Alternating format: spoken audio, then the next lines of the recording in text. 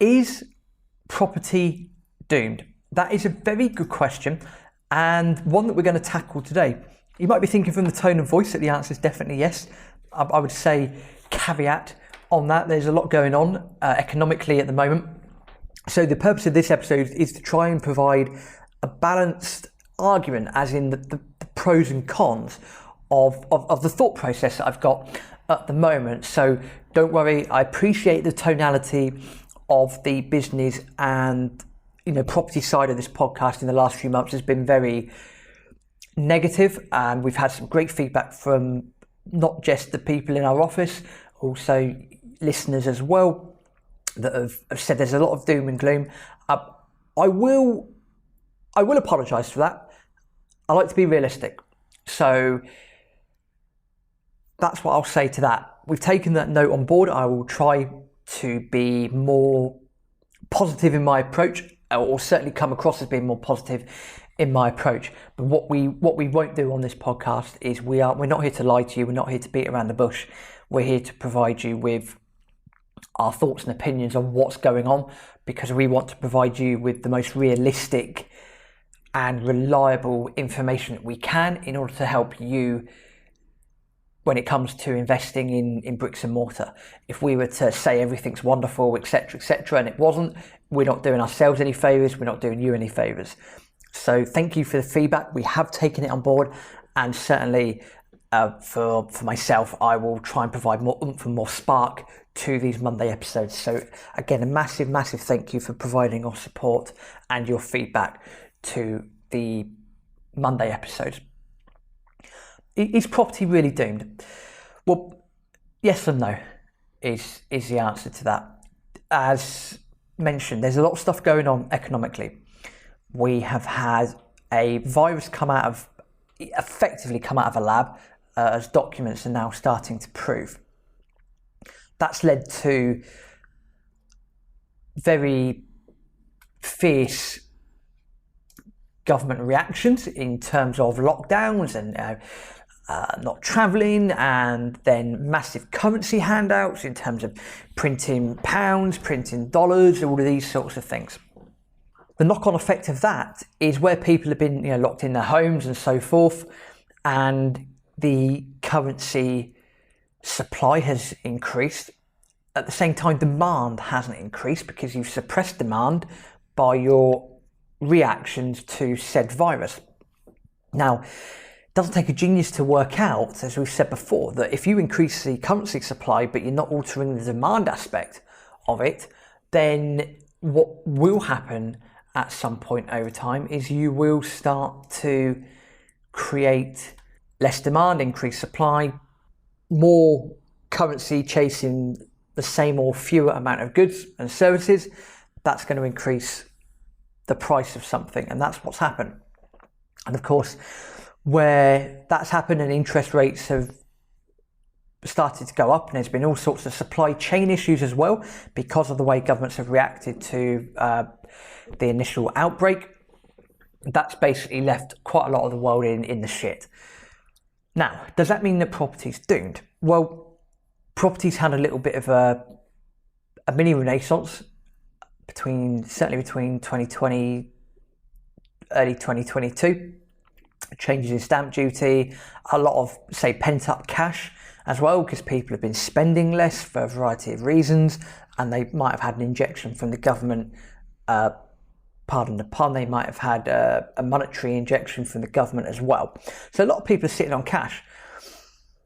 And with interest rates relatively low, this is going back 12 months, we've seen, a bit of a rush there and a bit of a bubble being created.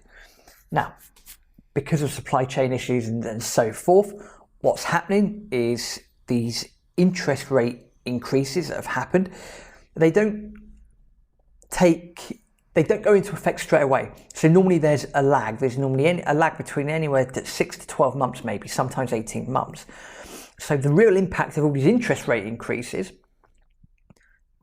we're starting to see now, but we're really going to see that effect later on in 2023.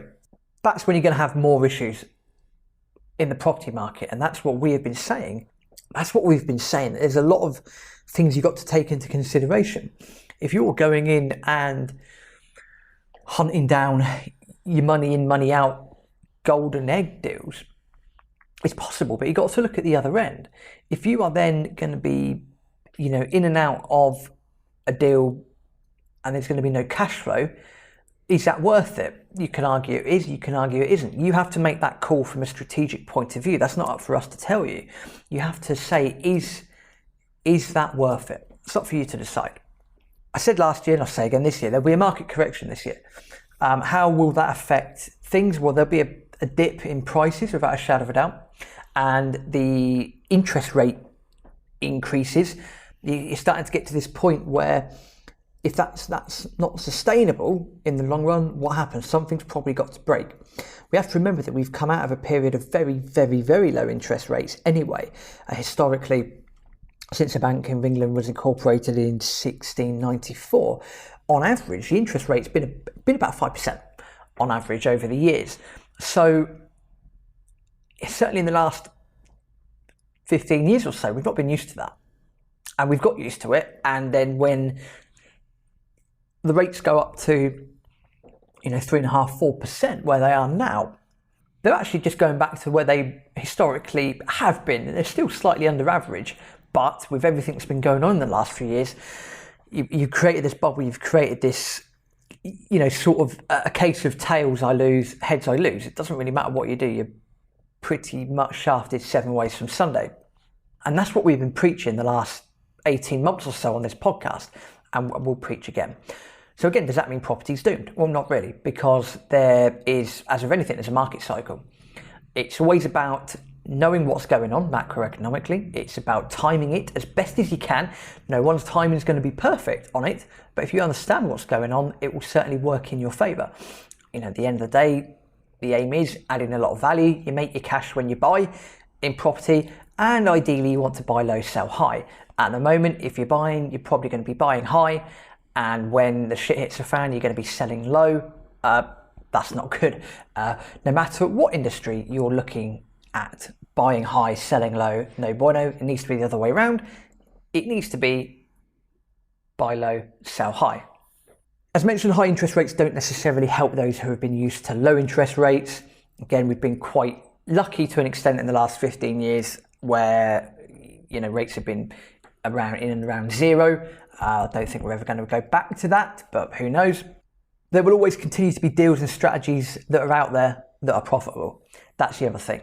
So even with higher interest rates, do you then have other deals, other strategies that can offset the higher interest rates? So for example, let's just say you buy a house. If you rent it out to a family, you might get £500 a month, fine. But what if you then use that home for social housing? Can you then get a contract where you earn maybe £1,000 a month on that property? It's purely possible. We know people that are doing that at the moment. So if you then got a mortgage on that property, let's just say your mortgage is at 6.5% and that costs you £450 a month, but you've got a social housing contract where the income is guaranteed and that's £1,000 a month, voila, that's £550 profit per month if you're using that for social housing. If you take the same house, let's say your rent's £500 and your mortgage is £450, you then got this asset that, yes, it is cash flowing positive, but 50 quid. How many then do you need to get financially free? Probably quite a few, I would imagine. So there would always continue to be deals and strategies out there, no matter what stage of the market we're in. So property is not doomed from that point of view. Know your goals, know your target market, know what's going on. If you understand what is going on in the market, in the property market, macroeconomically, that will help you to plan appropriately for the times ahead. So, for example, we are finally, we got our first development deal over the line. It was meant to be at the end of 2022, but it was done within the first couple of days of 2023. That's absolutely fantastic. Aaron's been working very diligently in the background, obtaining finance and working on obtaining deals. Why? Because our aim for that is to try and get in a few deals this year, in and out of the deals as quickly as possible, because the areas we are looking in, we have potential buyers who are looking at social housing contracts. Therefore, the asset itself is going to yield nicely for them, cash flow nicely for them. They just don't want to develop it. Whereas we're happy to take that risk on, because from all the deal analysis that we've done on various prospective deals as well, the numbers work in our favour. Especially as interest rates are going up, we've got some decent private finance where, it's easier to deal with them, albeit at a slightly higher interest rate, but it saves going through the hoops with all these, mortgage companies, development finance, bridging finance, etc., etc. And because a lot of that work is in and around the south of England, GDVs are going to be higher, and we believe because all these interest rate hikes, we're going to see the effect of that either in the middle of this year or at the end of this year. We believe that if we time it correctly, we can be in and out of a few deals this year. Voila, nice bit of cash in the bank, fantastic. And then as and when things do take a turn for the worse, we can deploy that capital that we've made. And then, dare I say it, we might be able to sweep up a few deals moving forwards. That's the aim. That's what we're looking at, and that's what we've sat down and discussed, and that's the risk as such that we've analysed we're looking to take. And again, we know that because we know what our goals are, we know what we're aiming for, we know what the target market is, and we've discussed that from a business point of view. What's the worst case scenario? What's going on economically at the moment? What can happen? Let's see what's going on. Go from there. I would advise you do the same as well. Now, all of that being said, tread 2023 and 2024 with caution. Look out for a market crash. Look out for a correction. It's got to happen at some point. That will lead to buying opportunities. So keep your peripheral vision open.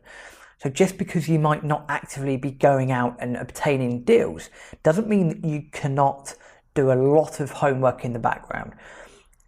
Attend your networking events, find out about new strategies. Can you get into social housing? Can you build yourself a team? From that, is that possible? Can you do that in your spare time? Build your network, build your power team. There is so much to see and do out there. And again, it's about working with the existing market conditions. It's about understanding what's going on, knowing your goals, knowing your target market, and going on from there. So to summarize, is property really doomed? Yes and no. We're just going through a market cycle. Economic conditions aren't necessarily favorable at the moment, and they will probably continue to not be very favorable in the next couple of years. A market correction, market crash, however you want to put it, one of them will happen. Chances are probably at the latter end of this year, might be 2024. Why? Because of the deluge of interest rate rises. That doesn't have an immediate effect on the macro side of things. There is a lagging effect on that, so we won't know the full extent of that until later on in the year, maybe at the start of next year. High interest rates don't necessarily help those who have been used to low interest rates. Again, the caveat on that is even with the interest rate increases, they're still actually just under the average of 5% since 1694. Plus sides, plus notes for property, there's always going to be deals out there. There are always going to be strategies out there that work no matter what's going on. Always aim to add a lot of value to your deals. Buy low, sell high, that's the idea. Know your goals, know what your target market is, understand the macro side of what's going on, and tread with caution. So again, understand what's going on, tread with caution for the next couple of years, but utilize that time because there's a lot of work that you can do in the background in order to help yourself. There are deals to be done, plenty going on. We're cracking on with it. You can crack on with it as well. So is property really doomed? In some aspects, it might not be the best time to get involved in it right now. But that being said, bricks and mortar's got a very long history of being successful. Do what works for you. So I would not say that property is doomed, but it's not necessarily the best time to start getting involved in it if you're looking to go out and do loads and loads of deals, especially if you're new to the business. And next week, we will be looking at a bit of tax knowledge. I'll give you an example of something that happened to us recently that saved us a lot of cash. And then moving forward, we're going to be looking at other things to do with the property market, why it might be quite attractive at the moment, despite what I've just said. We're looking at green energy, and we'll give you an update of what we're up to as well. So plenty going on the Property Nomads podcast. As always, please do share this with other people. The more people we have listening to this, the more subscribers we have, the better it is. The more we can get these words out, our words out, and the more we can help and add value. So until next time, auf Wiedersehen.